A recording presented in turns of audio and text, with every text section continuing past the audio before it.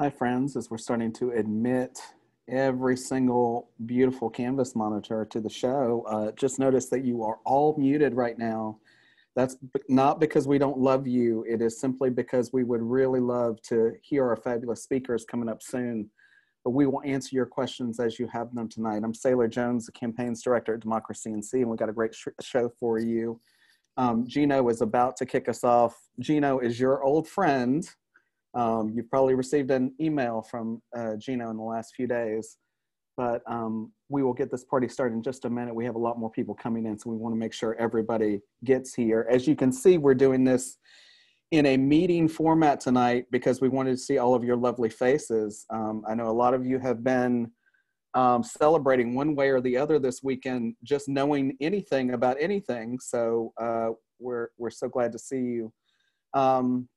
And as we admit more people, we just want you to know that you are in mute mode, but we can see you, and we're going to have speakers speak to you in a few minutes, and we'll go into speaker mode for that. If you could, and you see it in the chat box below, let us know first name, where you're calling in from. If calling is still a thing in 2020, I doubt it. And if you know where you are Canvas monitoring in the great state of North Kakalaki this year, and we will start the show in just 1 minute. Gino, we've got about 76 wonderful folks here. We had over 91 people sign up for this webinar, but Gino's going to tell you how many gajillion people we have for Canvas monitoring this year. It's our biggest program yet, so we're glad to have you tonight. Taylor, you and I can continue letting people in as they come in, but Gino, whenever you're ready, my friend, we can get this party started. Cool. So let's get started. Hey, everybody. If you haven't got a million emails from me already, this is, you'll get a million more this week. It's really good to see all of y'all's faces, especially because we've only been communicating via email. So it's nice to be able to put a face to the name. I'm just going to go quickly over some logistical things. I appreciate the way that y'all have had patience with me and bared with me. To give you a sense of what kind of program we're running here, it continues to expand.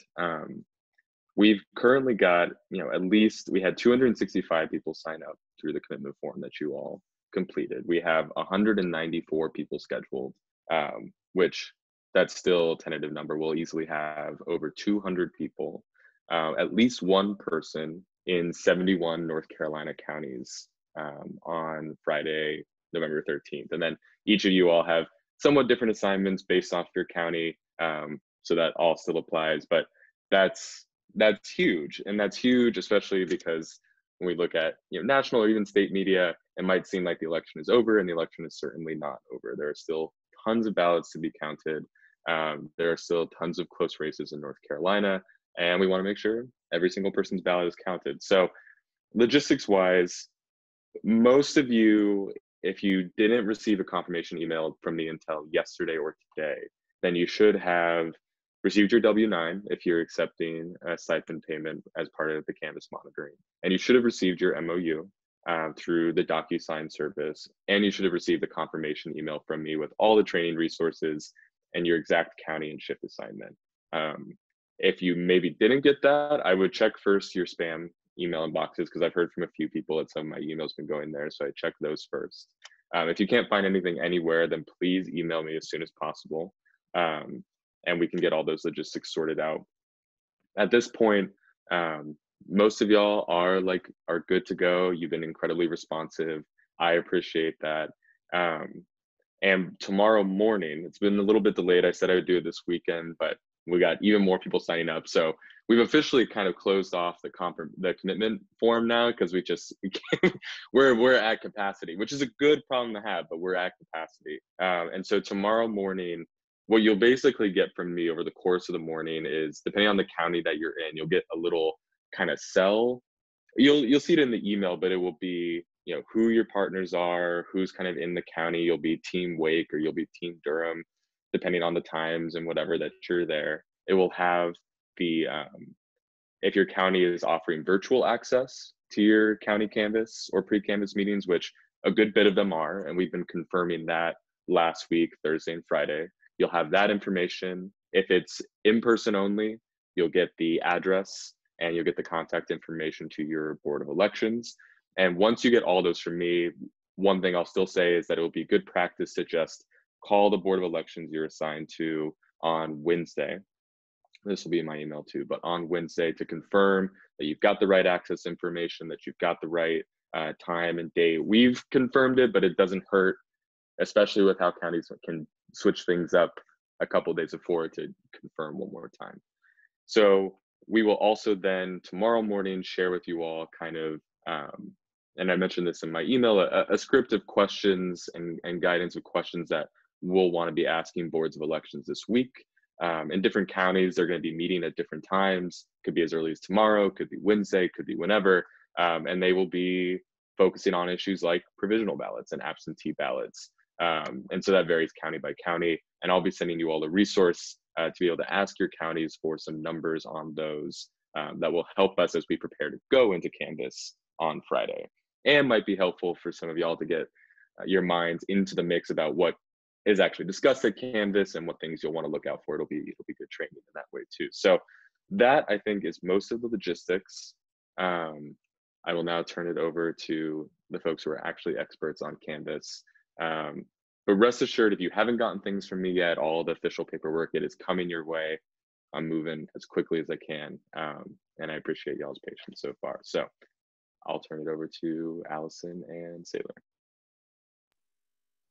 Well, I have to introduce Alison Riggs. It is required in my contract at Democracy North Carolina that every fortnight we have a meeting or a webinar, and we have experts with us, including Gino, his esteemed supervisor, Alyssa Ellis, who is our advocacy director, and of course, Alison Riggs, who we drag over from SESJ every 2 weeks to do a webinar with us.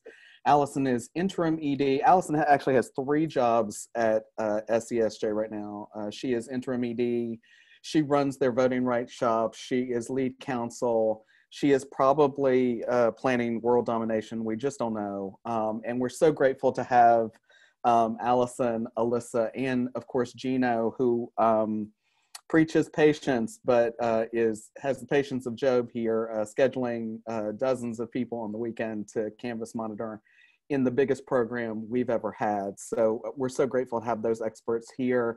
And again, we're so grateful to see you. So I'm going to turn it over to Alison, who's going to give us a little bit of an overview of what we're going to see. And we wanted to do this 2.0 for a lot of reasons, not only to quell your fears, concerns, and questions about when you'll get your assignment, when you'll get information, but we wanted to give you, obviously, as Gino mentioned, we know some results in some big races, but we don't know everything on the state and local level. So we wanted Alison and our team here at Democracy to give you the latest on the post-election environment, more expectations given the state of play on the day of Canvas, and some more best practices for observing the final vote counts in North Carolina. I know a lot of you have come to a training before. We actually had the last training on the first day of early voting, which seems like eons ago now. And so we wanted to not only give you a refresher, but give you an update on what we're actually facing this week. So at this point, I'm going to turn it over to Alison Riggs from SESJ to share more. Great. Can everyone hear me? Thumbs up? Excellent. I'm so happy to see all your faces and get to chat with you rather than at you. If you have questions, feel free to pop them in the chat box. I think Alyssa and Saylor and Gino will be looking for them. And I want to not just do a repeat of the training on the 15th, but really get into some of the nitty-gritty of what we expect in light of how election week, year, month, whatever, went. But just to recount, I know all of you will have been watching Democracy North Carolina, SESJ, other voting rights advocates across the state and across the country talk about the importance of counting every vote. And this isn't just rhetoric, it's something we really believe in, and we know from experience that election administration, there are whole parts of it that kind of happen below the water, and people see like the shark fin on the top, that's election day, and don't understand the whole body underneath the water. And it is nothing new. It's been in state law that the counties can't, what's called Canvas, Canvass, so that's what you've been getting all the emails from Gino about. County Canvas is the official counting and certification of all ballots. So absentee ballots, provisional ballots, early voting absentee ballots, election day ballots. I mean, they've run them through tabulators. They have numbers, but this is the rubber stamp official results. And we have 100 counties. Each of the counties has to do that, and then they have to send it to the state. Because, for example, if you have the U.S. Senate race, Wake County alone can't certify the results of that. They can only certify how many votes each candidate got in the Wake County part. So every county sends its official results to the state, and the state board canvasses 3 weeks after the election. We obviously did have there was the media called for a presidential candidate yesterday, but it is still true and important that we recognize that counting every ballot is important. Provisional ballots always get counted this late. They get counted in the week before Canvas, the week of Canvas. And those voters matter, those votes matter. Ballots are coming from overseas citizens and military voters all this week.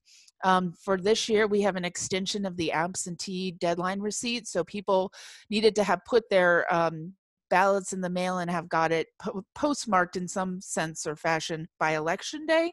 But the county board, as long as it's got that mark on it, they can receive it and count it up until this Thursday. So as you're out there talking to folks, it's totally fine and great if it feels right to celebrate with everyone else, but it is important that we are advocates for counting every vote, and so that you understand that when we will know things from the 100 counties after this Friday, and then it goes to the state, and it's not until the state certifies all of those 100 county votes that certificates of election are issued. So when you get elected to an office, you get a certificate of election.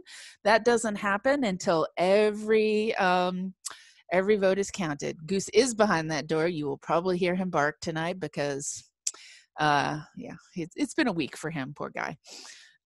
So anyway, I wanted to give that context because I know there's a lot of stuff churning out there. There's still angst about races in North Carolina, and we'll get to those numbers and sort of like what you should be expecting on that front. But that's what County Canvas is, and that's what you're monitoring this week. Okay, so County Canvas officially in the North Carolina statute book, which I used to prop my laptop on, but here's the statute book. I carry it around with me. It's a good arm workout. That is set at, the date is set on Friday. It's 10 days after the election. So it's, the election's on the 7th, it's the 17th, it was on the 3rd, this year it's on the 13th. But a lot of counties have been having pre-canvas meetings. This year, for the first time, they were allowed to start processing absentee ballots, not, sort of finalizing them, but starting to review some of the absentee envelopes, the applications 5 weeks before Election Day. It used to only be 3 weeks. That's one of the reasons we got some numbers in early, and states like Pennsylvania that weren't allowed to start counting absentees until Election Day seemed very slow getting some of those numbers in. But some of the bigger counties will have been having absentee or pre-canvas meetings already, or will have several this week. That's why your calls and outreach to county boards that you've been assigned to is so important, because there isn't one rule for each county. And our hope is that you'll stick with us throughout future election cycles and go to more canvases. It's fascinating to me because, much like children, every canvas is different. And going to a Wake County canvas is nowhere near the same as going to any other county canvas. And now some of them are doing it virtually versus in person. So it's, there really isn't a one size fits all set of expectations, but we can still give you an idea of the questions we want you to ask, who you might see in the room if you're physically there, or what you might expect if it's virtual.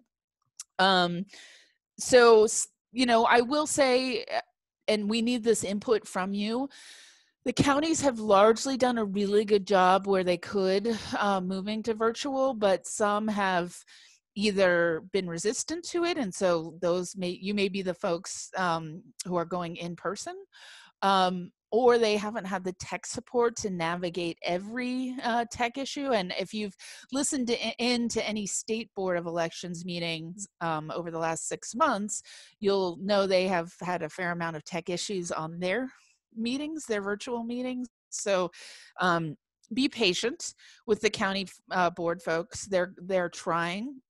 It's also really good, especially if this is sort of the county's first go at virtual, to build those relationships with, either the county director or someone in the county board office, to be like giving feedback about sound quality, video quality, all of that. I mean, this is just a new avenue for a lot of us, and I think giving, prompt and quick, honest feedback, calling and saying we can't see, we can't hear, that kind of thing, and letting us know, what you're able to, the extent to which it was a really successful virtual experience will be important.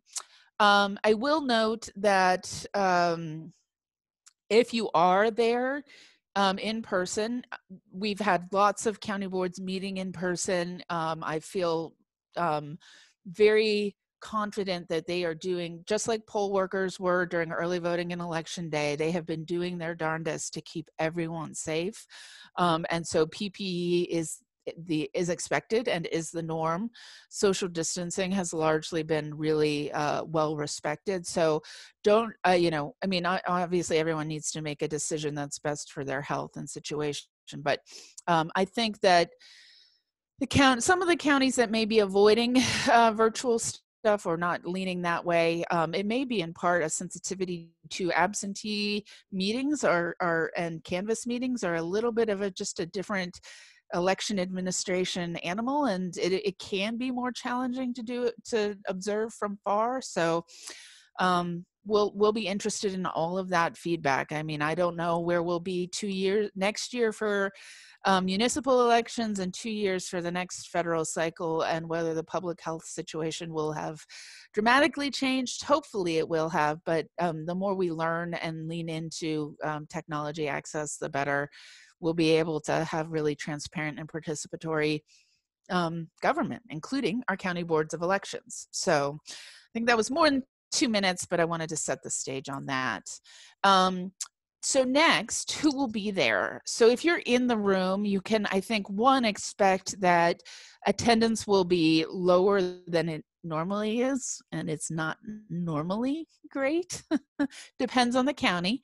I've been in big county canvases that have been super crowded, Guilford, Mecklenburg, Wake. And then I've been in, a Robeson County canvas where I think it was me, Saylor, and maybe one other person. Like really small meetings. So it varies widely, but the sort of traditional players you might expect to see are partisan observers. So the parties, definitely the Democratic and Republican parties, sometimes in the bigger counties, the Libertarians, will send appointed observers, just like they get to be in the polling places and send their observers there. They will also have oftentimes designees there. There can be other folks like yourselves. This is all in the audience. So these are the people you can expect to be sitting next to. There might be other groups like ours, or civic engagement activists and election junkies, if you will, who just want to be around these processes. You can expect those there. Not most importantly, but importantly, there are 5 members on each county board of elections. 2 are appointed by the Democratic Party, or nominated by the Democratic Party and picked by the state board. 2 by the Republican Party and picked by the state board. And then the chair is nominated by the governor. So it ends up, and it's historically and accurately as a member of the Democratic Party, this right now doesn't have to be, but it's a nominee of the governor's. So 3 Democrats, 2 Republicans, quorum is 3, and there's heavy encouragement that there be even more than that. So like you'll be probably seeing all 5 of them. The county board members this is a part-time gig for them. It's not their full-time job.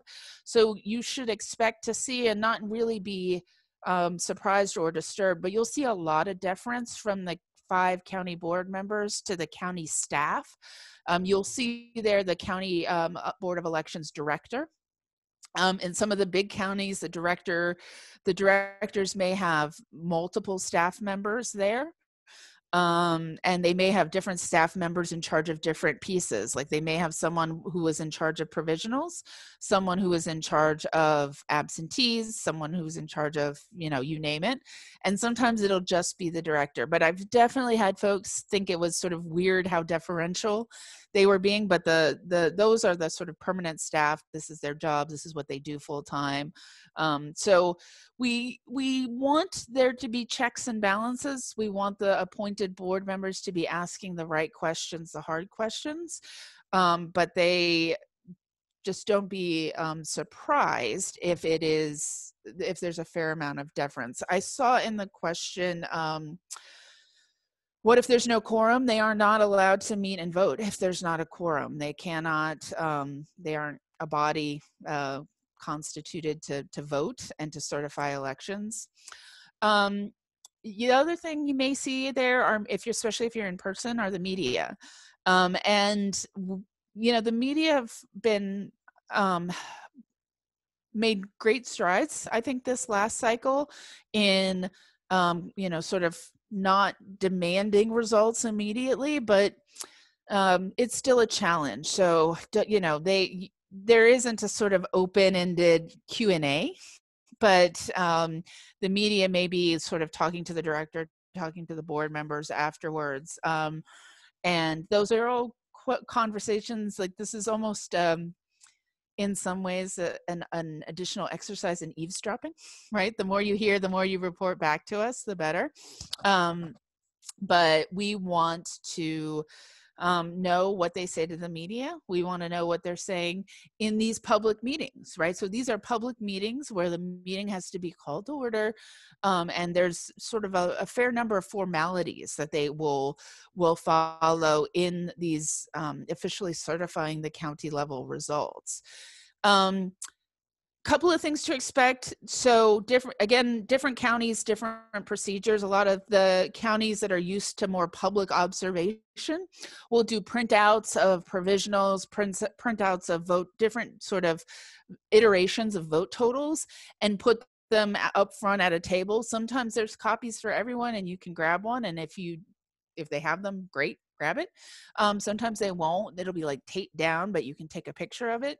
Sometimes that doesn't happen and they just read the numbers out.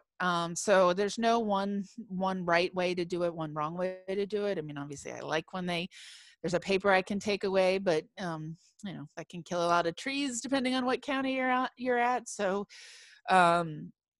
but one of the things when I'm really being a little bit facetious, but not on this exercise in eavesdropping, part of long-term civic engagement and monitoring and advocacy with your county boards of elections really is building relationships. Election administration is hard work, and I think all of us are grateful for the work that our elections officials have done in the last few months to pull off an election in a pandemic, but there's a side of election administration that can be a little bit like sausage making. And so we want you to feel empowered to ask questions and to follow up. These are your public servants. You have a right to engage with them. And if something happens at a meeting that you don't understand, you may not be able to stop right then and there, or pop a question in a Q&A to Alyssa like you are now. But you have the right to know, and we need you to ask those questions because these are such diverse meetings. I mean, Gina's going to send you a list of questions, but I almost wish it was more checklisty for you. It would certainly make it easier, I know, but part of why we want to build up people's experience and comfortableness in this kind of advocacy is these meetings happen all the time. And some of you are the super volunteers who have been going to county board meetings regularly, but they have a rhythm and unfortunately sometimes have ways of being sneaky about things that you kind of have to get to know over time. So we hope this will just be a great way to do that. What do we do if they refuse to answer questions or give us the runaround by only answering selectively? Well, we want to hear about that. So, it's really, I've certainly gotten the runaround from folks. Sometimes I would say it can be a combination of things, and we really need you to be in dialogue with us about that to sort of drill down to what is the problem. Certainly, in some counties, it is county elections officials not being used to being watched and asked questions. And there is a sort of instinctual knee-jerk reaction to, I'm not used to being accountable. And that's just something that we want to normalize, right? Like, they may not be used to getting questions from us. That's okay. We're going to keep asking them. So persistence, I think, is frequently a situation there. I've had situations where folks don't know the answers is why you get a runaround or resistance. And this is a little bit goes back to the sausage making piece. That's maybe not always the most heartening, but especially in the counties that have at least, 2 or 3 staff members, a lot of times it may be you're asking the wrong person and they get a little defensive. And so it may be like so who else might know the answer to this question? And sometimes, I've been doing this for 15 years and this happens to me. Sometimes the staff member, either is acting like they don't understand the question or they're so busy they don't have time to answer it. I may go to a county board member and ask the county board member to ask the staff, because the staff technically sort of work for the county board members. And, is any of that ideal? No, but these are sort of, we're priming the pump here. We're getting folks used to being accountable and getting used to our oversight. And when we started doing this 4 years ago, there were an incredible number of counties that were really blown away that civic engagement groups and activists were there. Like, no one was going to these meetings. So we've made an enormous amount of progress since then. But it's hard for me, you do have rights, you do have, these are public meetings and there are certain pieces of information relating to voters that are public and you're entitled to. There are some things though that are not public records. And so that's where we want you to also, before you get upset with the staff members or the county board appointed members, sort of gently prod and then check in with us. We're all going to be super accessible to you during Canvas. And I'm sure Gino will talk about sort of ways of communication, but it might be what the specific question you're asking is implicating a record that's not a public records law. It may be a question that's better for a different staff member. Or it could be someone is just being obstinate and non-transparent in a way that we really need to push back on. But that's the kind of stuff that we'll need to get sort of in conversation with you to be able to answer it. Alyssa, were there other questions I missed? I was trying to catch them as we went. So we had one question about litigation and the deadline for absentee ballot receipt deadline. And if there were any updates to that. And additionally, a question about how to handle virtual participation and get handouts or PowerPoints or anything that may be presented. So I'll start with the first one. So there's been extensive litigation this year, particularly implicating cures for absentee ballots and the deadline for receipt of absentee ballots. The deadline that the courts thus far have not been willing to disrupt is that ballots postmarked by Election Day can be received up until Thursday. If they come in on Friday, the day of Canvas, that's too late. They have to be received by Thursday. Now, will I guarantee you would I swear on my dog's life that there won't be more litigation? No. So the way we keep data, election data in North Carolina,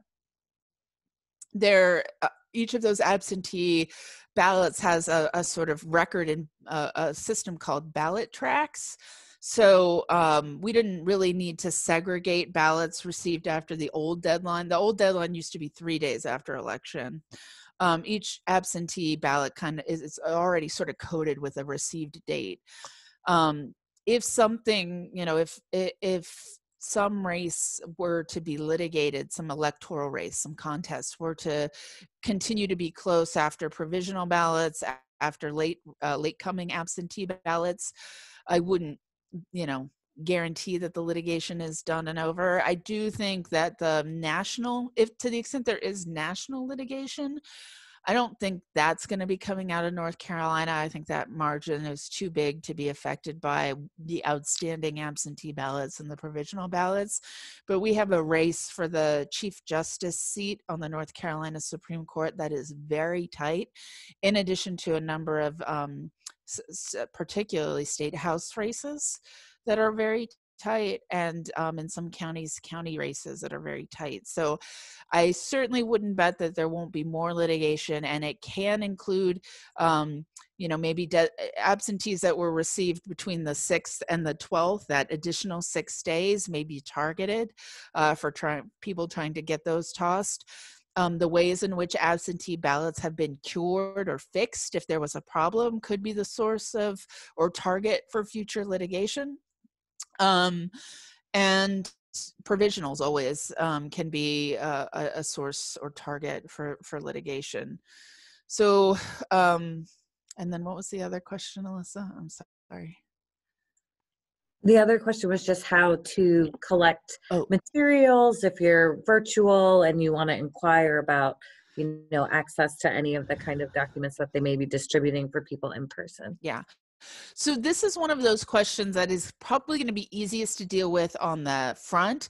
You shouldn't really, I've never seen a PowerPoint during a Canvas meeting. They're a little bit more procedural than that. So, it's a lot of handing papers back and forth. It's about talking about numbers and charts that the county director has handed to the county board members.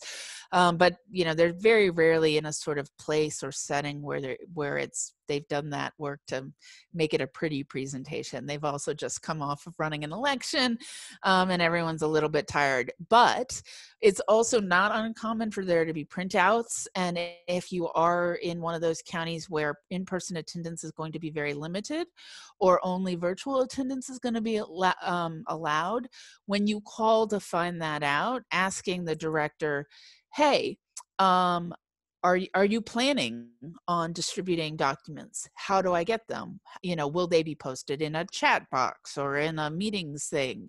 Can you email them to me the day of? I mean, you're probably not going to get final documents 3 days before. A lot of things are happening right at the last minute. It's a lot of work finalizing those election results. So I wouldn't expect to have any of that stuff ready much in advance. It may not be possible. I mean, it just sort of depends on their staffing and their technology and how far along they are in these internal processes. They may have to email them to you right afterwards. I've, generally speaking, not had issues like talking to county staff and saying, like, can you email me this? Especially if it's a public record. But it, I don't want to lead anyone astray that this may not be the easiest task to do virtually, right? Like this is something that is,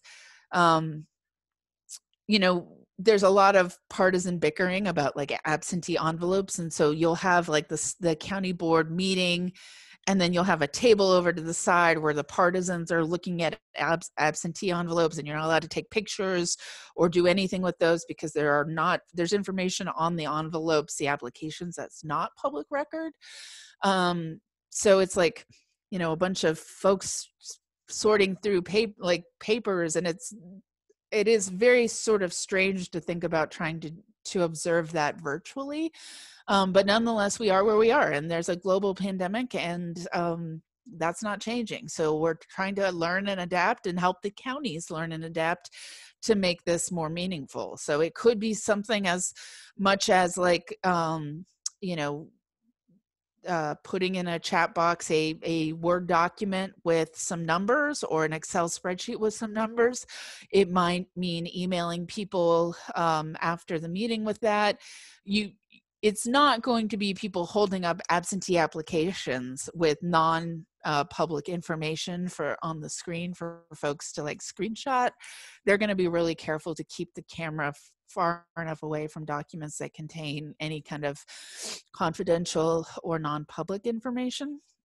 But the best we can do is, try our best, assume good intentions from the counties, unless we have some evidence, and there are counties where we do have that evidence that they're, have some competence or goodwill issues, and really go the extra mile in those counties to hold them accountable. But it's not going to be perfect. It's not going to be ideal. That's just sort of the reality we're living with. But your county board should be, we're far enough along and far enough past Tuesday and far along enough in the counting process that your county board should be able to say, yes, we're using Microsoft Teams, or we're using Zoom. We'll be able to put a document up this way or that way, or, we'll have handouts that we can email to a list of people at the beginning, that kind of thing. And it's reasonable to ask people now, and it's reasonable to say, if they don't know yet, if they're not that far yet, to say, okay, I'll call you back in 2 days, and really stay on top of them that way. Alison, yes. Sharon Smiley asked a question, and yes, I know we've seen some of this in our travels to Robinson before, contested ballots, individuals contesting other voters' ballots. But is there any instance, I know we talk a lot about absentee and provisional ballots in the day of Canvas. Are there any early voting or other election day in-person ballots being considered during the day of Canvas this year?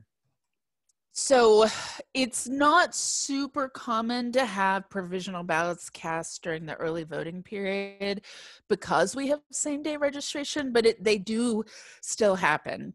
I've had folks who are like, no, I live in this county, and the county's like, no, you don't. You actually, especially where you have jurisdictions that cross counties. I mean, it's not always like sometimes it's a mistake, but you will have some provisionals from early voting. That number will be small. And then you have 40,000 provisionals, 41,000 from election day. Don't worry, they're, except in maybe a few counties, they're not going through them one by one. They're what they call batching them. So they'll batch them by the category of or sort of the reason for voting a provisional ballot.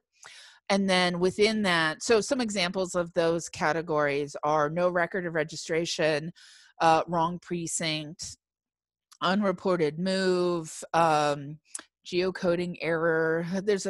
I think Gino's covering those topics, but then usually within those batches, they'll have a set that the staff recommend to count, that staff recommend to not count, or that staff may recommend to count in part.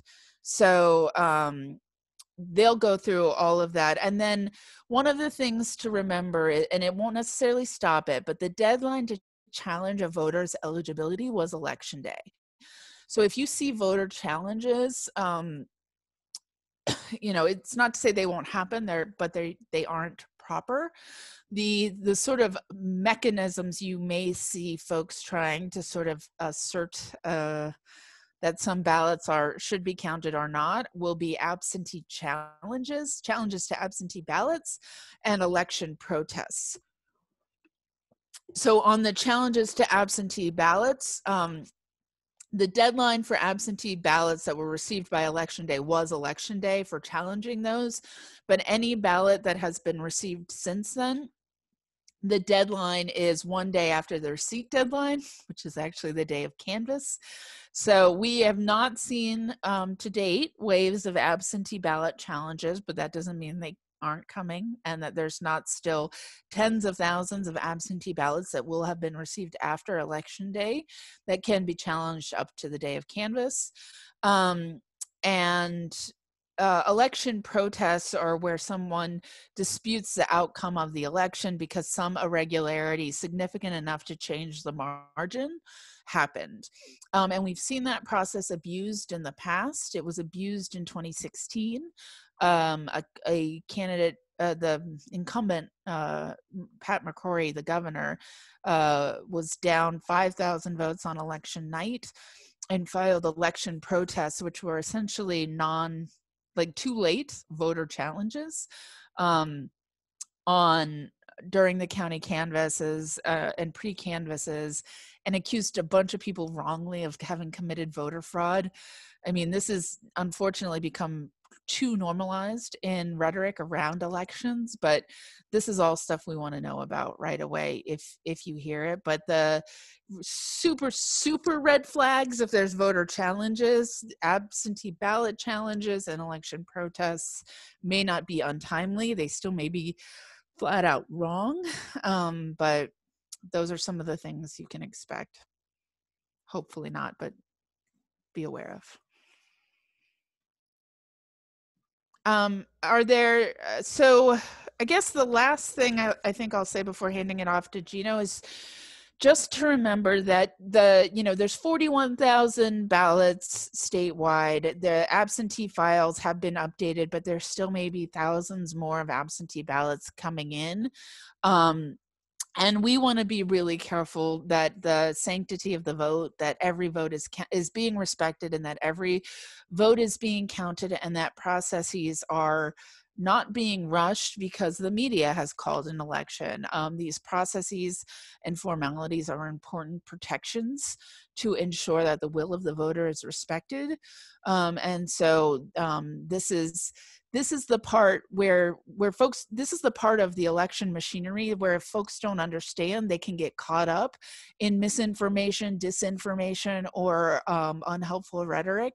And by your willingness to participate in the Canvas process, you're really doing a lot to spread good information and understanding of these processes, and we're grateful.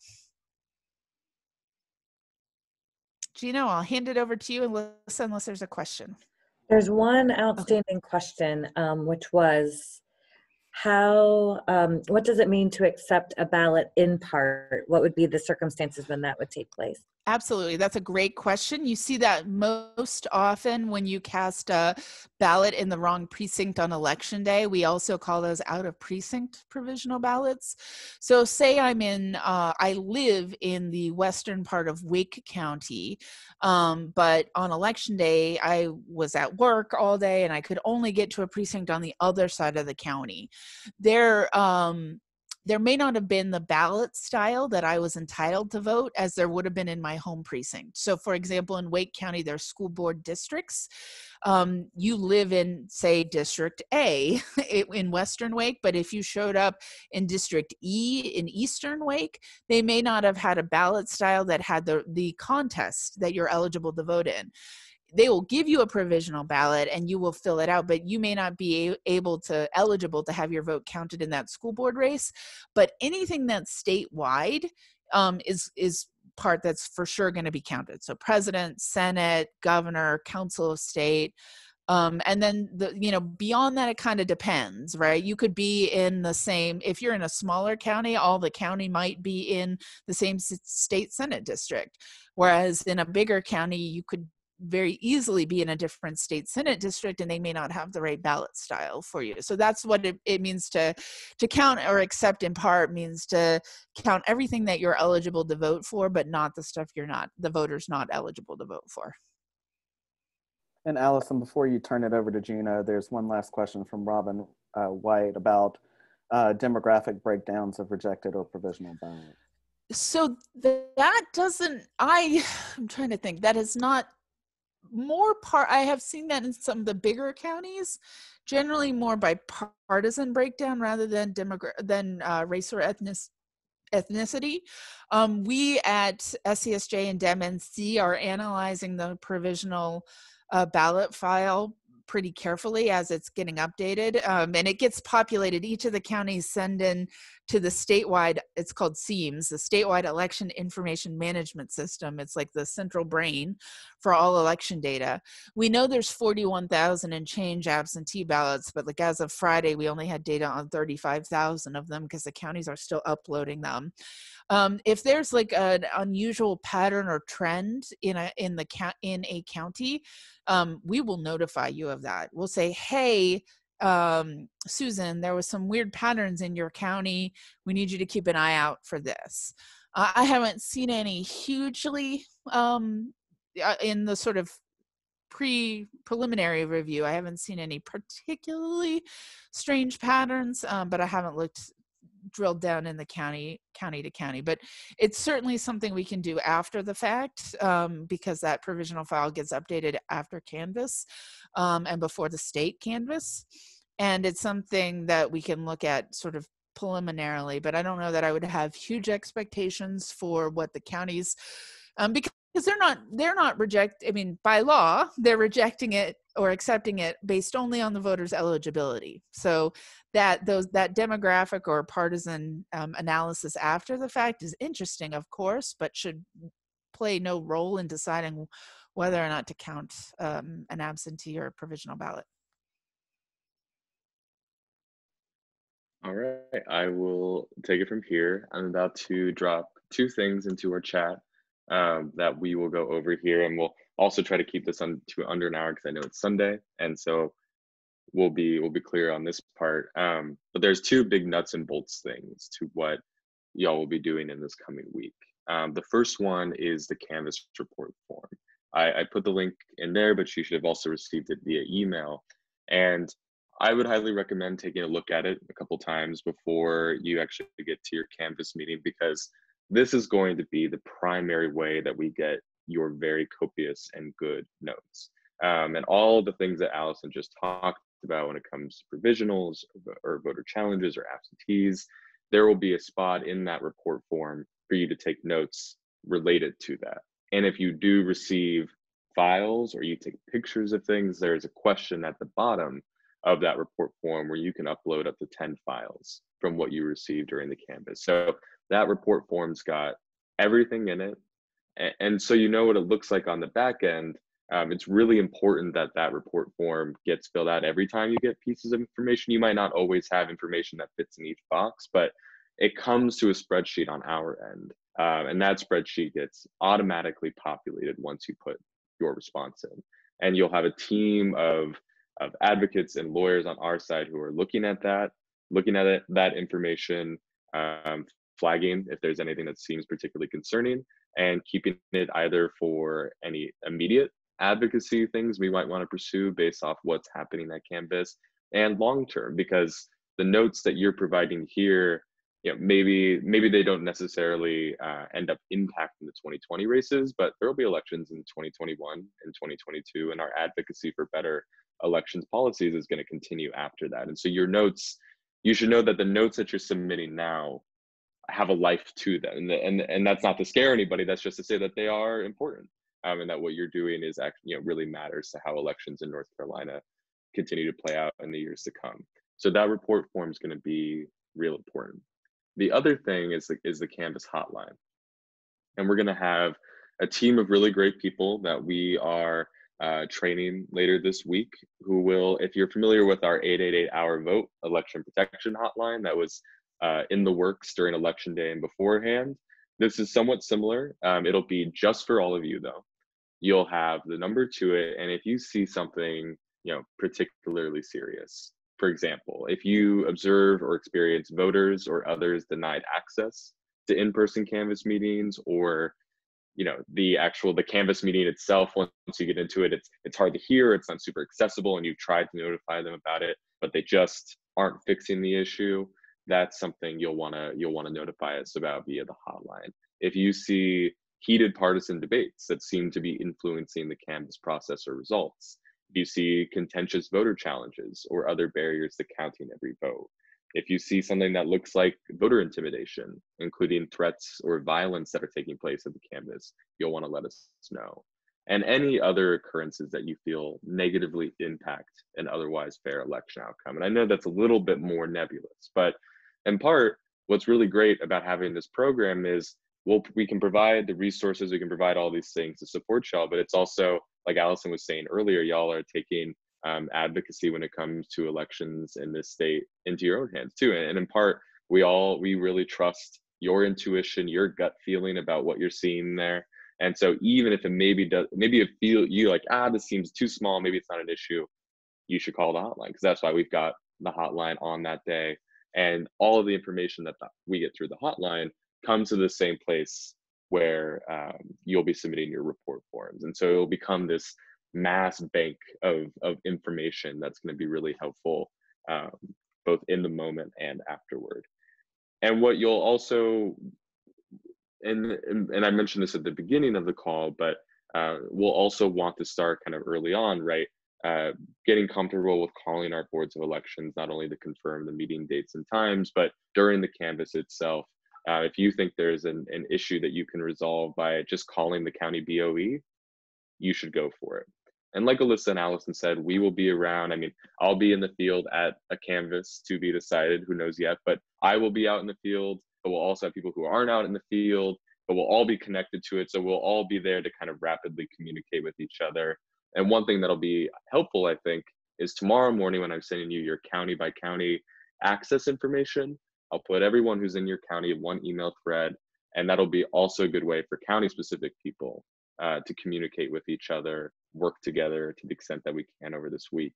And so there will be multiple opportunities for you to get assistance to questions you're having by either contacting us or contacting your partners in the county with you.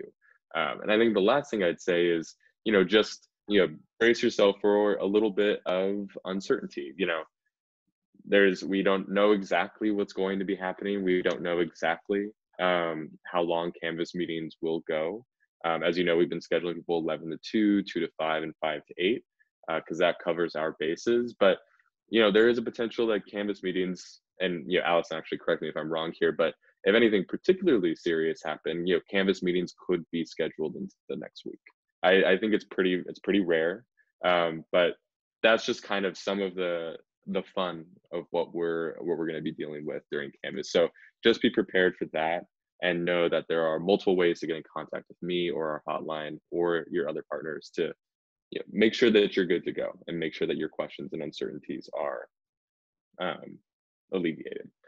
So that's, I haven't seen tons of chats come in, so I'm not sure what questions people might have, but if there's any questions I can answer on those parts that y'all want to flag for me.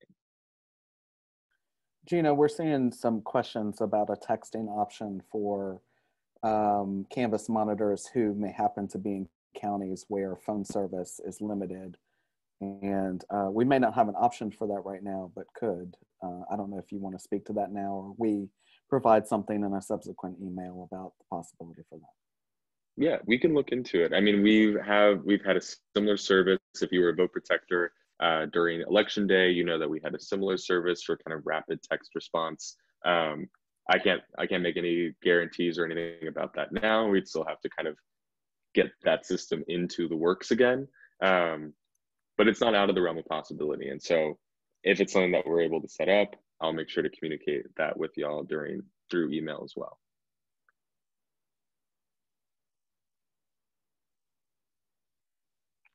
I think one other thing I wanted to make sure I mentioned too that I kind of We're getting a couple of other kind of logistics questions.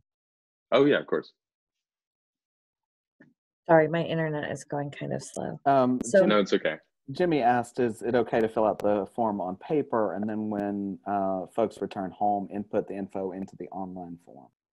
Yeah, that also works. I mean, it might be the case where wherever you are, you don't have access to consistent Wi-Fi, and you can't fill out the form then and there. That totally works. The one thing we'll ask is, just because Canvas it's the 13th, and then that's it in most parts. We will ask that all reports that you have kind of get submitted within 24 hours, so that if there is something that we can respond to, we'll be able to do it as quickly as possible. And I just want to reiterate, because we're seeing some questions, and we do have an online and print form at demnc.co/canvas. Obviously, as Gino said, we prefer the online form because we get that information back in real time. There are a few questions, one of which is about information at Canvas meetings that is not open to the public, and I assume that's voter information. Can anyone speak to that?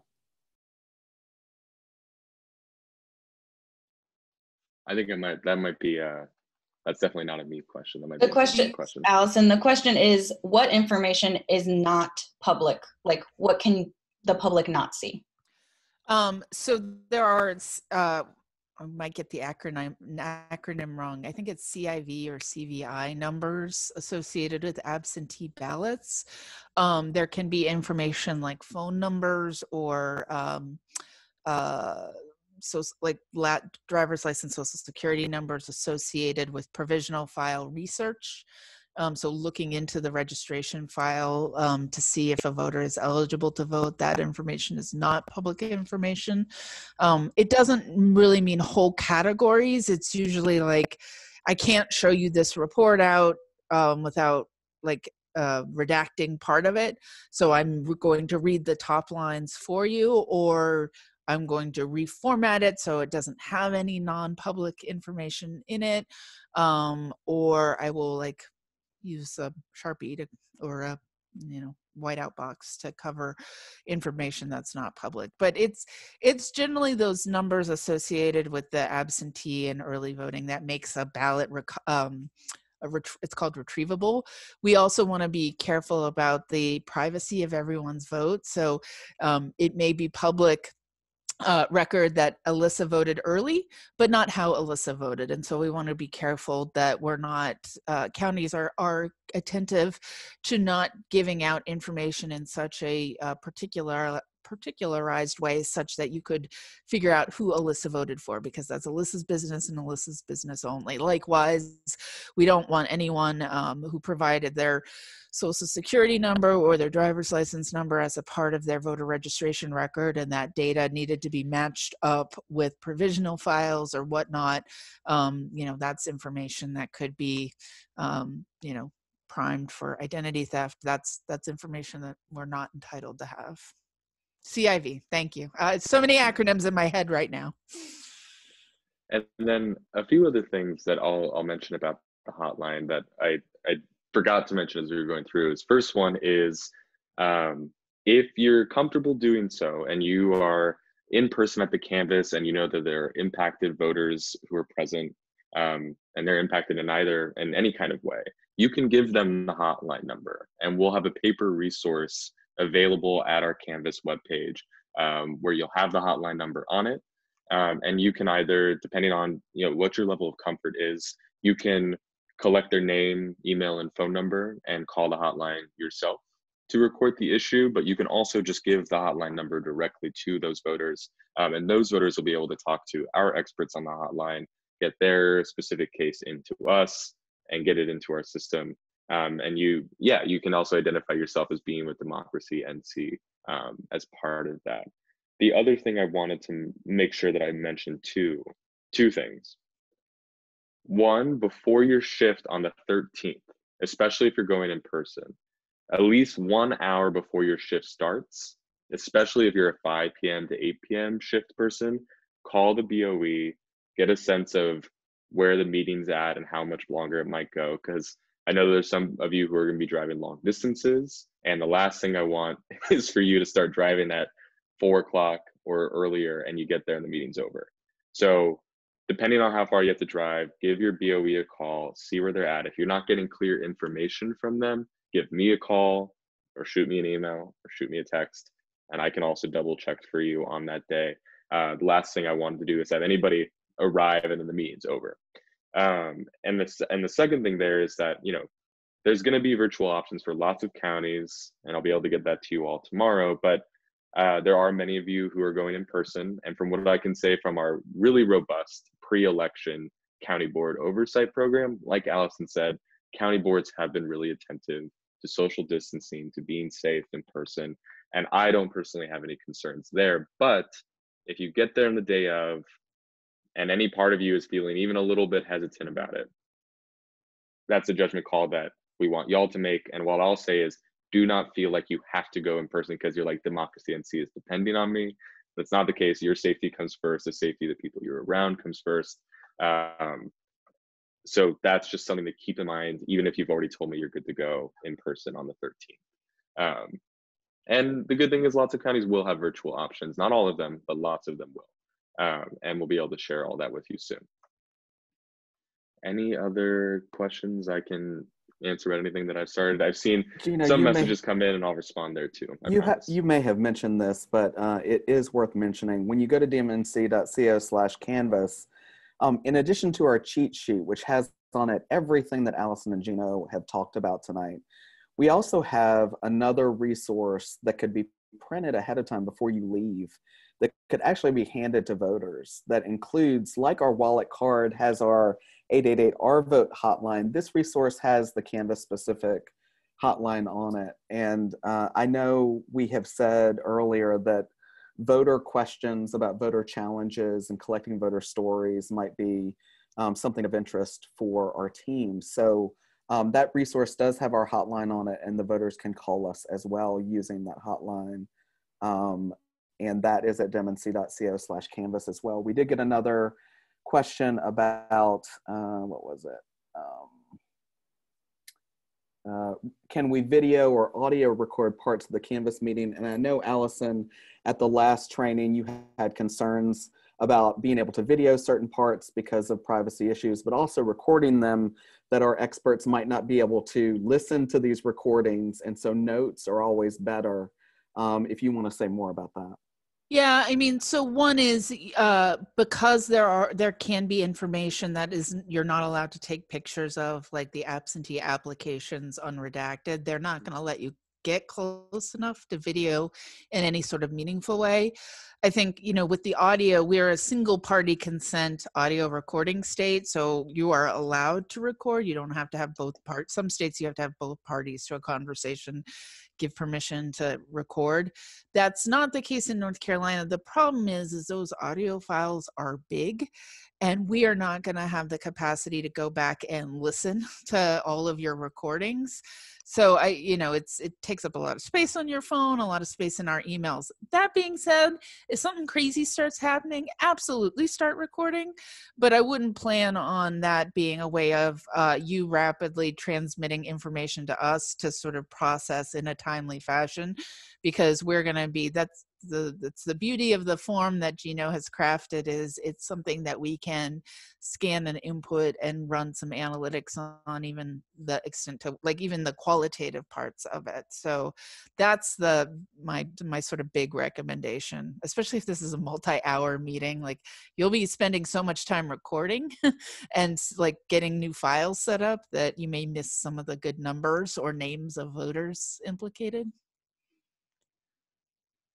One question, or one, I know we're getting to 7:03, and I do want to respect y'all's time, but one thing I wanted to mention is we had a question about meetings that are before November 13th at 11. So like Alison said, right, 11 a.m. is the statutory, that's when Canvas starts. If there's a meeting that's happening on the 12th or the 13th at like 8 a.m. or 9 a.m. before Canvas, those meetings are usually either absentee processing meetings, and so they're receiving the absentee ballots that are coming in, and they're double checking them to make sure there's no issues, and then they'll open them up, scan them into the machine, or they're provisional investigation meetings. From what we've seen so far, they're trying to figure out whether the voter who cast that provisional ballot is eligible to cast a ballot that they did. And so those are what the pre-Canvas meetings are for, and some of you are just doing pre-Canvas monitoring on the 12th instead of the 13th, but that's kind of what you can expect. It'll vary by county, and when I send you all emails tomorrow morning, it will also include information on what specific kind of meeting that 11/12, or in Wake County's case it's 11/10, but what that kind of meeting will entail. And then for Karen's question, do you want that form filled out after the pre-Canvas number 12? Yeah, every time. So the good rule of thumb is every time if you're either making a call to the BOD this week, asking some questions that I'll provide to you tomorrow, just to get us updated on what their numbers are. That's kind of the main point of those calls. Or it's on the 12th or the 13th. Fill out that form anytime you get information. That is going to be the most helpful place. It gets all stored in one place. And so if you are doing the 11-12 meeting, fill out a form then for everything that happened on the 11-12 meeting. If you're also then doing 11-13, fill out the form again for everything that's happening on 11-13. The more the better. The more information we have, the better. Yeah, the form is your new best friend. You have two new best friends. One of them is me, the other is a report form. So, cool. Do we have any other last things we want to cover? Any other questions that people have?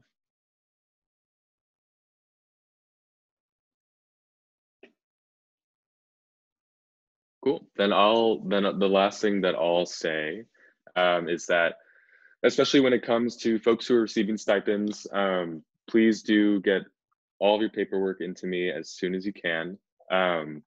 That'll that'll help us on our end with our HR person at Democracy NC. It'll make her life a whole lot easier. It'll make our lives a whole lot easier if I get all of your paperwork at least before the 12th, so that we can at least, I'm keeping a track of each time each of you confirm with me when your shift is, when I get your W-9, and when I get your signed MOU. It's all in one spreadsheet. So we're keeping close track of that, and then all your forms are securely uploaded. But you'll want to try to get that into me as soon as possible, so that we can make sure that you get compensated for your time, which we're really happy to be able to do. Otherwise, I think. Oh, and if you're mailing W-9s, email me and I can send you Democracy North Carolina's in-person address, or not in-person, physical address. And if there's any other questions from this meeting, we'll send a recording out afterward to everybody, but you can email me. You have my email. Otherwise, Saylor, Alyssa, Allison, Taylor, any last things y'all want to say? I just want to say I've been to 5 different Canvas meetings and none of them were alike. There is no perfect way to be a Canvas monitor. It is simply about taking as copious notes as you can. Monique, our research assistant, back when she did the Wake Canvas last year, submitted 27 pages of notes. She's very detail oriented. There have been 2 pages of notes that have come from Robeson County, and they identified important contested votes that ended up overturning bad laws. So there's no perfect way to be a Canvas monitor. The perfect way to be a Canvas monitor was to commit, join us at this training, and sit through a lot of information that you may or may not hear at these meetings. So we're so grateful. And I just want to give a shout out to Gino, who has done an incredible job of scheduling things. This is not an easy job, friends, and we appreciate your patience as we work through the biggest Canvas monitoring program we have ever had. Obviously, Alyssa and Allison are our experts. Taylor Moss runs the Q&A, and we are a small but grateful team for all the work that you are doing for us. We are so appreciative, and as joyful as we saw people were in the streets this weekend, we hope you will have a good time at the Day of Canvas and also learn a lot. It is incredible. So we really, really appreciate it. And I just wanted to say, Gino, hats off to you, friend. I rarely take it off, but we really, really appreciate you. And we're so grateful to y'all for staying with us until 7:08. It was an important meeting. We were glad you're here. We'll send you a recording. We should have it ready for you in the next couple of hours. I know Gina will be in touch with you this week. We'll put the link to the recording on demnc.co/canvas. And Gino, if you'll let me, I'll put that short link in one more time for the show. Thanks to everybody for doing this. Have a good night, y'all. Have a good Sunday.